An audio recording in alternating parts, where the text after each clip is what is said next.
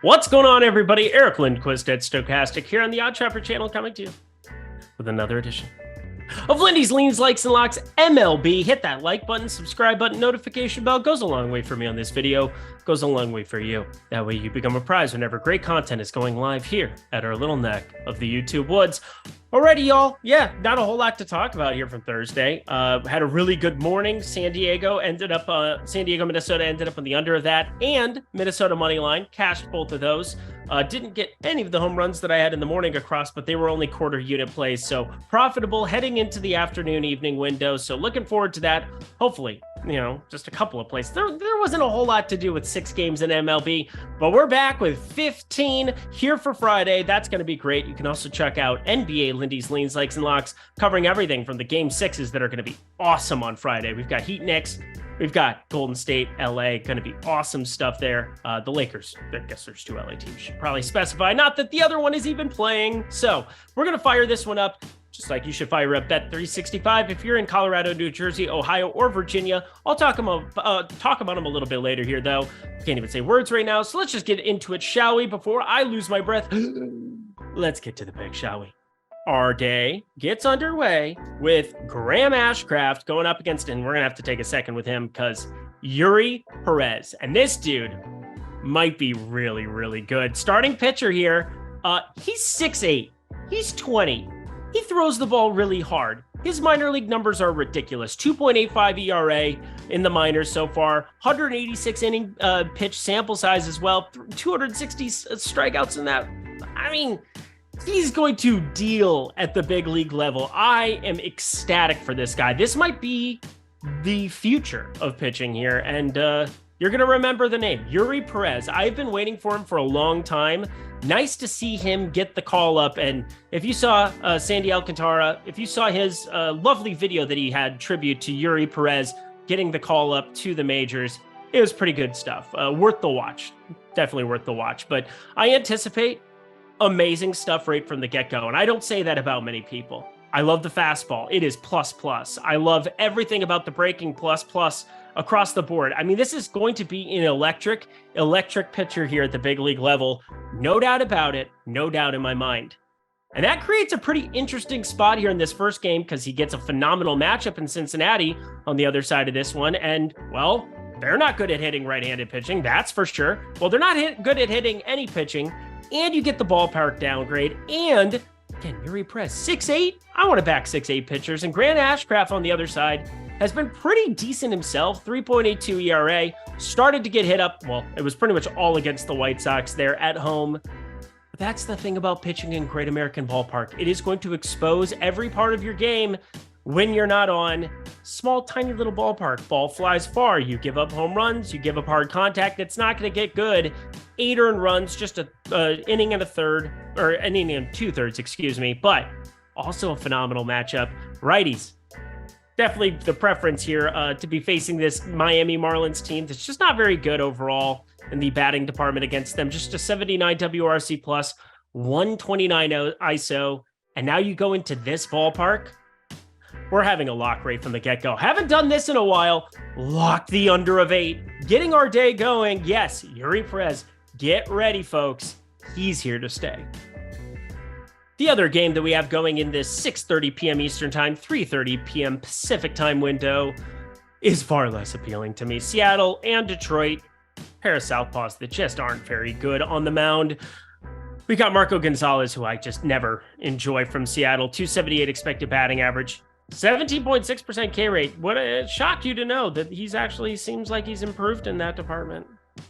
It's pretty pathetic. He was 13.2% K rate last season. There was only up to go, or to AAA, or out of baseball.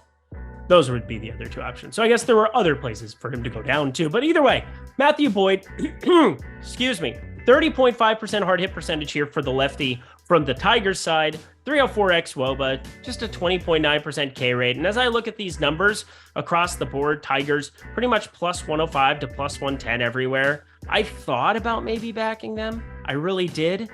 But at the end of the day, 15 games, so many different spots to go to. And do you want to be backing this lineup, this Detroit Tigers lineup? Because I don't want to be backing them. Yes, a 102 WRC plus. They're a little bit above average so far against left-handed pitching, but don't care, don't want it. Moving on. Detroit money line, simply a lean. I like something from here and probably know what you're guessing. We've got a pretty interesting spot here as it stands right now, mainly because, well, the line just dropped a little bit ago. Mets coming off of a pretty embarrassing 5-0 butt kicking, really. Not pretty stuff from their side. It has not been a fun year to be a Mets fan, coming off of, well, all the hype and all the land. Edwin Diaz going out in the World Baseball Classic. But here's your stalwart, Tyler McGill. So far, he's been good, starting to slide off, 4.33 ERA. Weird to think that he's been better than Verlander and Scherzer, though, this year. That's just it's the sadness of it. And now we're getting plus money here, though, to back Mackenzie Gore, who I actually like the repertoire and what we've seen from him. The prized asset here of the Juan Soto trade. I bring that up probably every single show that we talk about Mackenzie Gore, but he's a southpaw with a 3.65 ERA, 1.43 whip. Would like him to trim that down, but it's inflated by some early struggles in the season with walks. 3 of his first 4 outings had 4 walks. The last 3 outings, 2 is the most he's had in an outing. 2-2-1, to be exact. If he's short up that, I like the arsenal overall. Everything seems to be pretty positive as you go through the pitch mix. Just a 5.5% barrel percentage. Gets a decent enough zone swinging strike rate, 30% whiff percentage. I'm okay with it. I'm okay with backing him here on the money line. And it's nothing crazy because I repeat, we're backing a Washington Nationals lineup, which is interesting, but something from plus 115 to plus 120 is more than fine for me. Maybe wait. Maybe we can get north of plus 120 if people start to get on that Mets side. I'd be okay with that, but just a small play is what you need here. Washington money line. Can't imagine that we've said that before. It's probably a first. Washington money line. Felt weird coming out of my mouth. This doesn't feel weird at all, though. Spencer Strider is the best pitcher in baseball. He's the best pitcher in baseball. Spencer Strider is the best pitcher in baseball, and now he's going to face one of the best offenses in baseball north of the border, facing Toronto, going up against Chris Bassett and the Blue Jays. And do I need to talk about Spencer Strider at this point? I do find it a little bit concerning that he's had to work deeper into some of these games. Only 5 innings, his last 2 outings, despite 107 and 95 pitches. But the K's have been there. He had 3 walks against that Mets side. It's kind of a weird game overall. Had some bad batted ball and play luck, BABIP luck, if you will. I'm all right backing him here.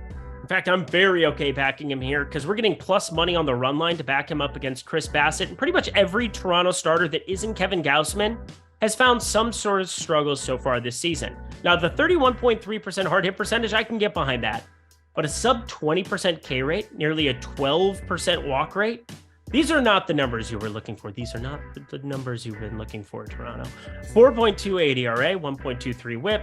That's better, but yeah, 4.28 ERA ain't it? I'm telling you, Atlanta, lock and load the offense. But it's Toronto on the other side. They can put up some runs themselves if they get after Strider, but I don't expect them to.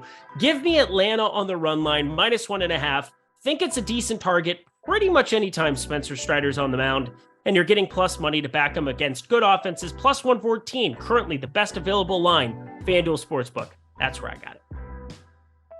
I was a little sad because we've been on this insane home run heater for the last week and a half, it would seem. Think we're going to come up empty. Doesn't look good. Brandon Lau, really the only evening play that I had going here. Despite the Yankees lock, I thought it was still a decent investment at the number we were getting there. A lot of scenarios where he could hit a solo home run and you still cash both bets. But either way, not my favorite thing to do to take a hitter against the team that you're betting. But looks like I'm not going to win either, so joke's on me. We're talking Tampa Bay, we're talking the Yankees, and I believe this is the only line that we do not have out as of yet. Well, because we don't know exactly who's going to be pitching here for the Tampa Bay side, but I have a hunch that it's going to be Josh Fleming if things wrap up this way. Now, he probably won't be going too long into this one. However, he did get up to 80 pitches, had to kind of eat that last outing against the Yankees in Tropicana, gave up 6 earned, 80 pitches there, but that was his highest by a landslide actually so far this season. Just 58 pitches in the previous start leading into that. So take that for what you will. 4.55 ERA, nothing really that good. Oh, and Garrett Cole's on the mound for the Yankees. He's pretty good. Would definitely be winning the AL Cy Young. So we're going from the NL Cy Young guy and Spencer Strider, he'd have my vote, to Garrett Cole, 2.09 ERA, 5-0 record, 1.01 whip. He gets most of the boppers back in this Yankees lineup here, specifically Judge. Stanton's still out. Aaron Hicks is no longer good. He's day-to-day right now. But either way, those guys don't matter as much as Garrett Cole. When you're projecting out this line, yeah, Garrett Cole, very good at the pitching of the baseballs. So without a line, I'm assuming if it's going to be Josh Fleming, you're looking at like minus 105, plus 100 to back Garrett Cole on the money line. Or sorry, not on the money line. God, that would be incredible. On the run line, minus 1.5. Something in that ballpark. Maybe that ends up making it a play, but that's where I'm going to be leaning regardless. New York Yankees, minus 1.5. We move along on our merry way. Let's talk a little bit of Pittsburgh and Baltimore heading into, Camden. Going to be lovely. Baltimore. They've got an offense. They need starting pitching. Have I mentioned they need starting pitching before on this program? A couple times. Kyle Bradish. He's been radish, and I don't like radish. Johan Oviedo's been pretty decent, though, for what you were expecting from St. Louis. Goes over to Pittsburgh, gets transitioned into a starter, and has been okay. I don't like the 19% K rate, which, I mean, again, that's going to happen when you go from a reliever to, not being able to throw a billion miles an hour every single time out, and you get transitioned to starting pitching. It's going to bring down the velocity, but he has a 3.91 expected ERA, which is way better than his 5.59 ERA, which generally gives you a little bit of cushion here if you're trying to back a side. But I'm not looking at backing a side here in Pittsburgh.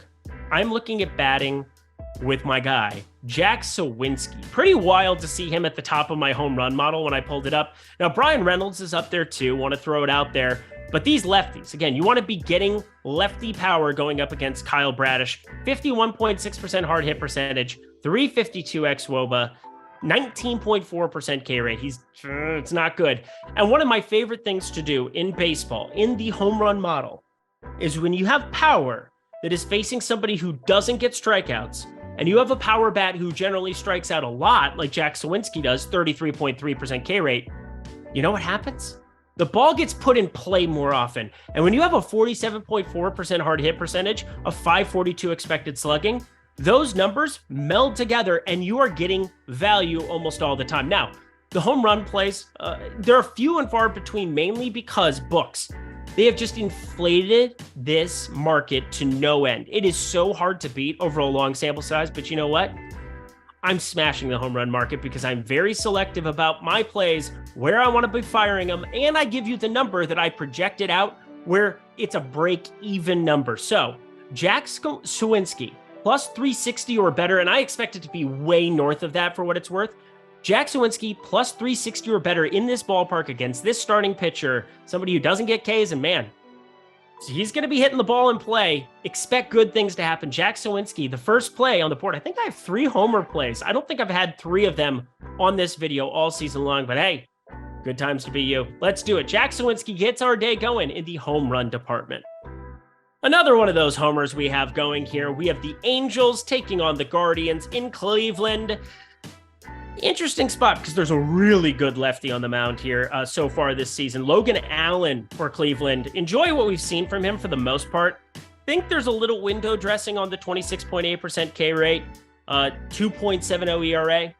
He's had a 5.67 expected ERA. And one of the plays that I thought about adding to the card here and throwing in there for you, so again, I hope you're listening to these, is the Angels plus 105 facing a lefty. So far this season, they have just mauled them. A 115 WRC plus and a 151 ISO. Seems like it's even better than that because, well, they've had a couple of series where the bats have been a little bit quiet for them, but I think I might be trying to get them at plus money here just because of their lineup. It surely isn't because of Tyler Anderson and his 5.40 ERA. Another lefty who's just found some struggles himself, but Cleveland overall, they're horrendous against lefties. A 71 WRC plus and a 112 ISO is not ideal.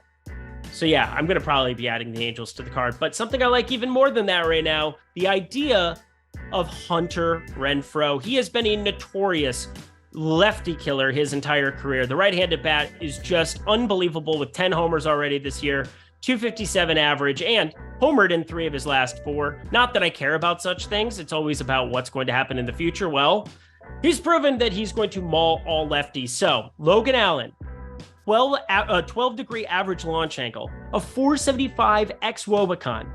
Window dressing. I'm telling you, he is going to get mauled sooner rather than later if he doesn't figure out a way to be more effective with the fastball. Yeah, I get it. It's his primary pitch. He still has a 685 expected slugging with it. He's got to figure out a way to do it. It's not going to be with velocity, 50% fastball usage. He can't keep getting away from it. Jesse Pinkman mean? Breaking Bad? Cool, Hunter Renfroe to homer. We're going to move along. I hate to admit that I lied to you, but I only have 2 homers on the card because this one got changed from something that I was going to have as a homer, but there's something that's going to be a lock on it, so there's that.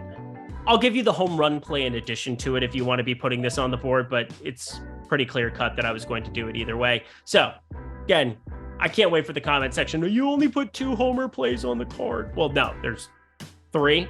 But this is on the outside looking in right now compared to what I want to do with this total.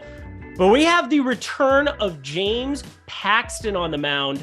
James Paxton used to be a solid left-handed pitcher once upon a time here, but my God, he ended up not really doing anything with the Yankees. Ended up coming from Seattle, and it's just been wild seeing the fall off here, injuries and other things of that nature. Hard to really factor that in, but what you can factor in, friends, is struggles at the AAA level, because it's not going to get better when you face big league hitters like there are in this St. Louis lineup. He has a 6.23 ERA and just 26 strikeouts over 21 2/3 innings in AAA Worcester. That is horrendous. I do not expect this start to go well for James Paxton in any way, shape, or form, and that's why, my home run call is going to be Paul Goldschmidt. He's going to absolutely be on the card. He could be better than plus 200, and I will have him going up against James Paxton here. But Adam Wainwright is not very good himself on the other side of this one for St. Louis. I mean, have we found a starting pitcher in St. Louis? Jordan Montgomery's been okay, but it's comparing him to Jack Flaherty and these other guys who have been atrocious. And Adam Wainwright, age is starting to show a 21.7% K rate, a 7.20 ERA, just 1 start so far this season. So you got to go back a year to really find out what that sample size could be going forward. But again, he's 41 years of age. Last season, he had a 4.53 expected ERA. He found a way to have just a 3.71 ERA. Some might call that, elderly age or craftiness. He's got that old man. He's experienced. That's what we're getting at.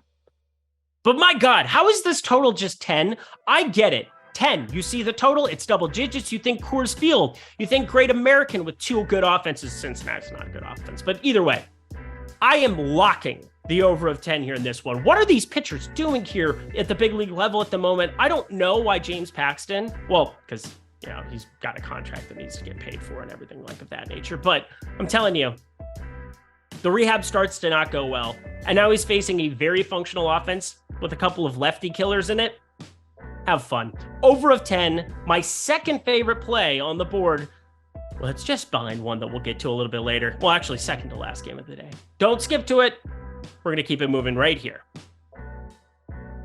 Attention, Colorado, New Jersey, Ohio, Virginia. Those four states, they have Bet365 available, and I don't know why you wouldn't want to take advantage of this because, this offer's a little bit ridiculous, kind of like my face on this picture. But either way, you sign up in the video description box below. You put $10 or more into Bet365. Takes you about 2-3 minutes to do so. And when you deposit $10 and bet $1 on anything on the board, you're going to get $200 in bonus bets. Yes, it is simple as that. $200 in bonus bets just by checking out their product, by checking out their sportsbook. So do that.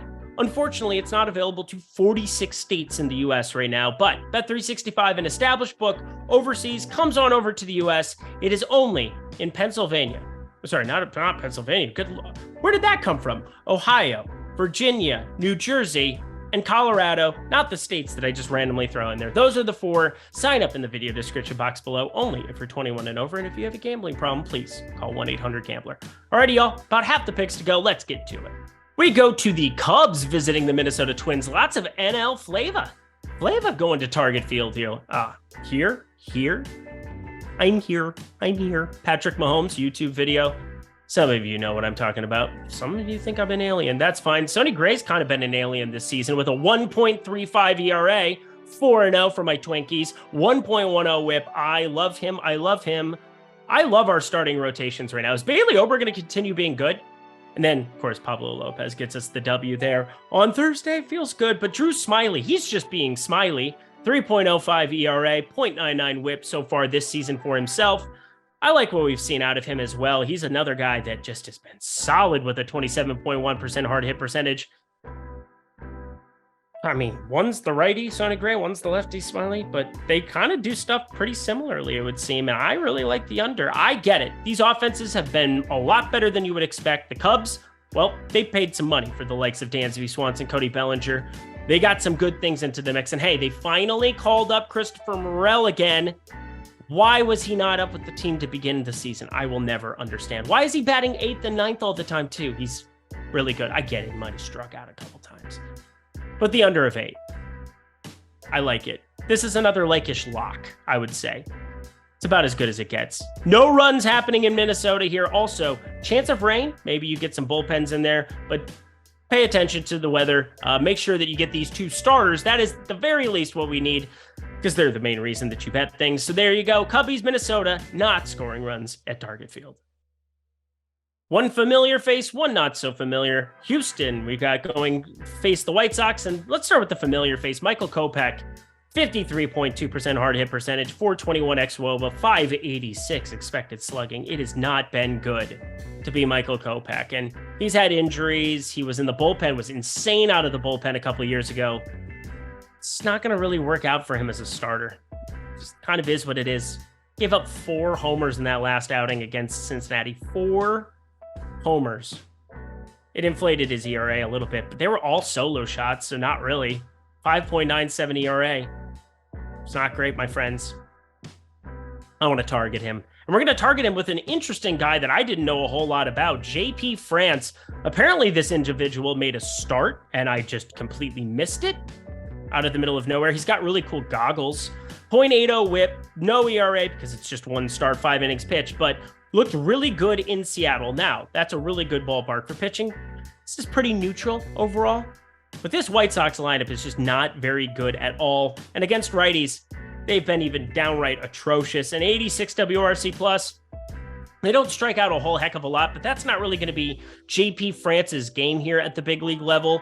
I know that he pitched for Mississippi State a long time ago. Yeah, I used to bet college baseball. Don't make fun of me, but feel pretty good about JP France here in this spot. Again, I remember the name from Mississippi. Was it Mississippi or Mississippi State? I got to look it up. This is going to kill me. I haven't seen him pitch. He's only had 1 start this season, so give me a break. Yep, Mississippi State. I was right the first time. Always trust your gut, my friends. Except for I trust data way more than my gut. That's what this whole video is about. So there you go. Houston money line. This is about as clear-cut as a play gets. Pretty easy to target Kopech here. Minus 134, minus 136. Pretty much being the line everywhere here. Ooh, what's another like-ish lock, friends?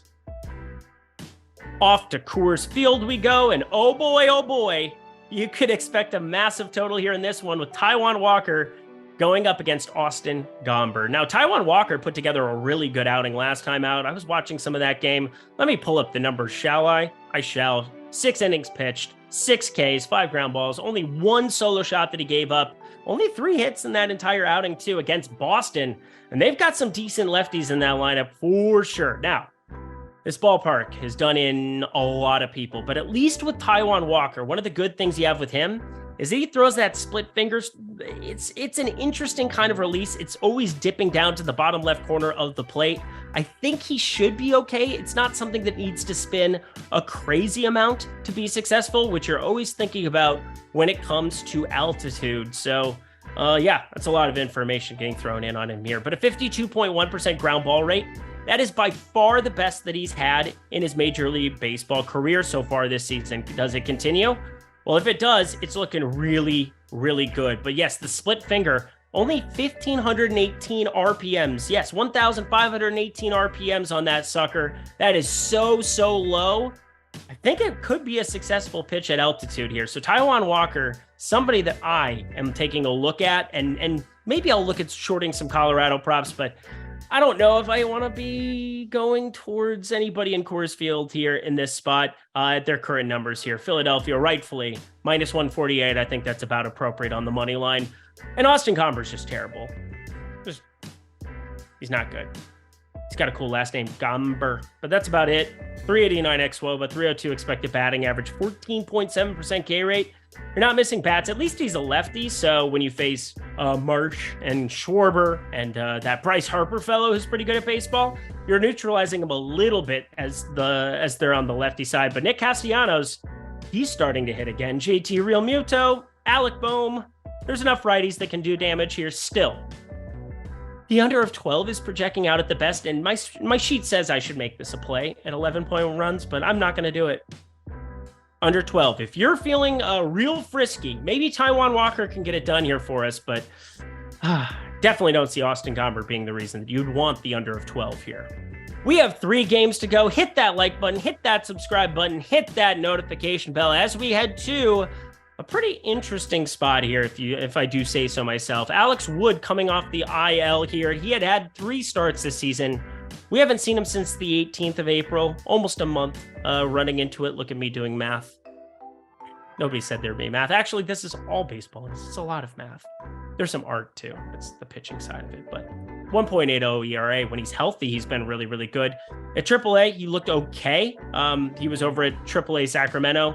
PCL is always hard, but Sacramento is actually a decent ballpark to be pitching in compared to, I don't know, Vegas and Reno and some of those other PCL leagues. So I don't read a ton into some of those numbers because, well, they should be better than they are at other spots in the PCL, excuse me.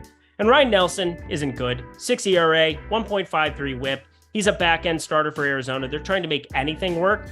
They wish Fat would start working out because that's the PFAADT, Fat.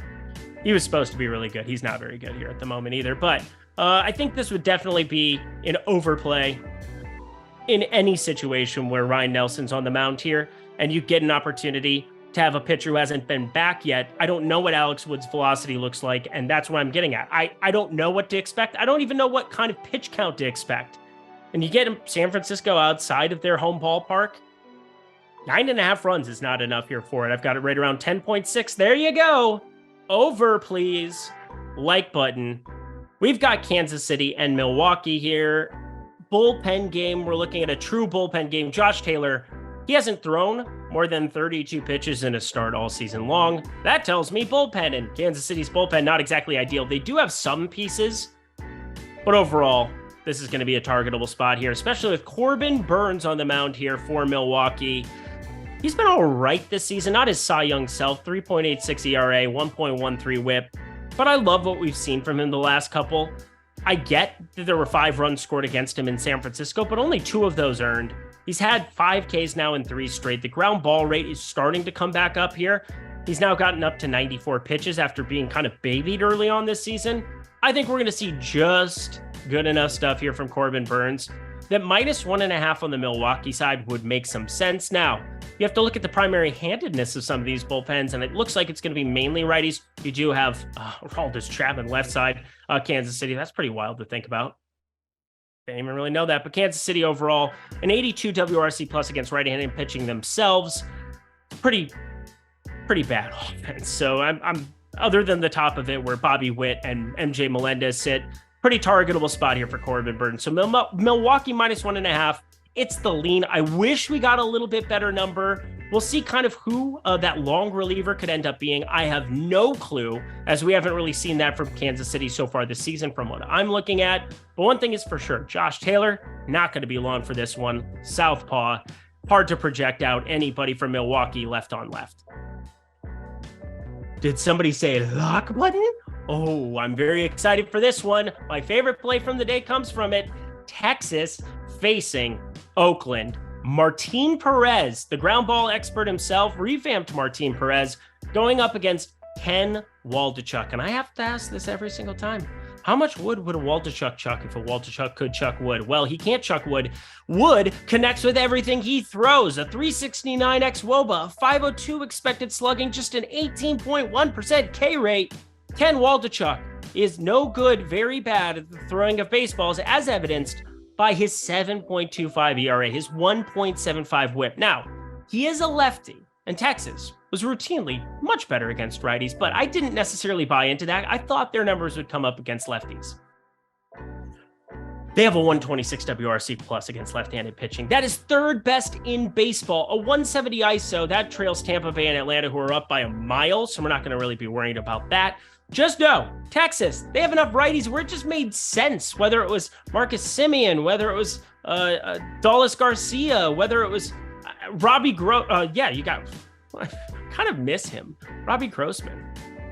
He's good against lefties. Just saying, it's going to be one of those spots here for Texas. And yeah, I was doing the Robbie Grossman, used to play for Minnesota a long, long time ago in a galaxy far away. But you look at the Oakland team, I do think that they have some better pieces than you might expect.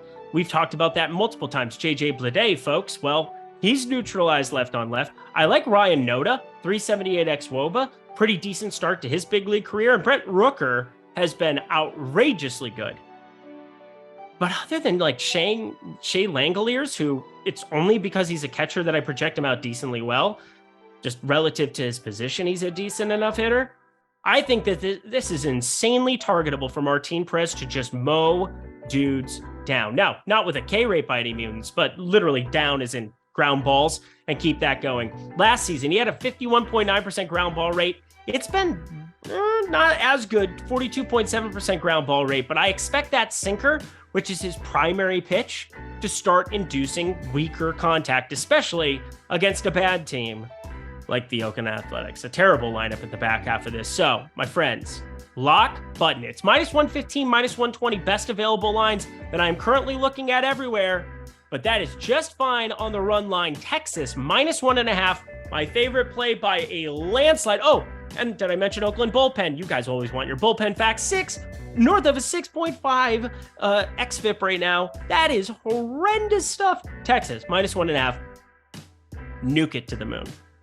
And the last play of the day, well, it's not a play. It's just a lean, sorry. Dustin May taking on Blake Snell here. And Blake Snell, we had been picking on quite a bit this season until recently. It was pretty easy to get away against Cincinnati purely because, well, there was no value there necessarily. And then you looked against the Dodgers and, well, that was a difficult matchup, but this is also coming against the Dodgers, this time on the road at Dodger Stadium.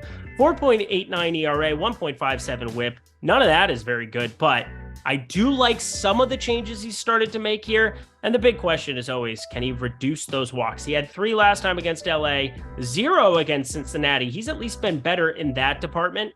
But even though the ball wasn't on the ground, 9 fly balls compared to 1 ground ball in that last outing, found ways to be successful against this Dodgers team that just isn't going to be very good against lefties compared to righties. It is what it is. Just a 95 WRC plus and a 26% K rate. Yeah, Blake Snell could be in store for a sneaky high upside game. But I'm not going to go pick on Dustin May, who I believe has one of the better pitch mixes in baseball and could see that K rate come up very shortly. An 18.4% K rate. That should be north of it with this 4-seamer sinker combination that he's got going. A 289 xWOBA though, 335 expected slugging. He's really, really good. It is what it is. So there you go. I just don't want to be betting Dodgers at minus 135. Looks like an efficient money line there. Looks like efficient everywhere. But that money line is what I would prefer if I had to do something here. But I got to tell you, the only thing I'm thinking about here, I don't even want to say it. Blake Snell K-ladder. See, even just saying it sounded wrong. So Blake Snell, we'll talk about it. If you want to know if I end up betting that, in fact, hit me up at Eric Lindquist on Twitter or check me out in the comment section below. Always watching, always looking. Have a great weekend, everybody. And that does it for another edition of Lindy's Leans, Likes, and Locks MLB. Head to that comment section below. Let me know your favorite plays on Friday's slate. Check out NBA Lindy's. We've got crazy Game 6s going on over there. That's here on the Odd Shopper channel as well. Check out Aton over the weekend. He's always there hanging out with you guys. Good stuff. Make sure you give his video a nice thumbs up. But I'm Eric Lindquist. I'll be back on Monday. Until then, best of luck in the MLB streets on Friday.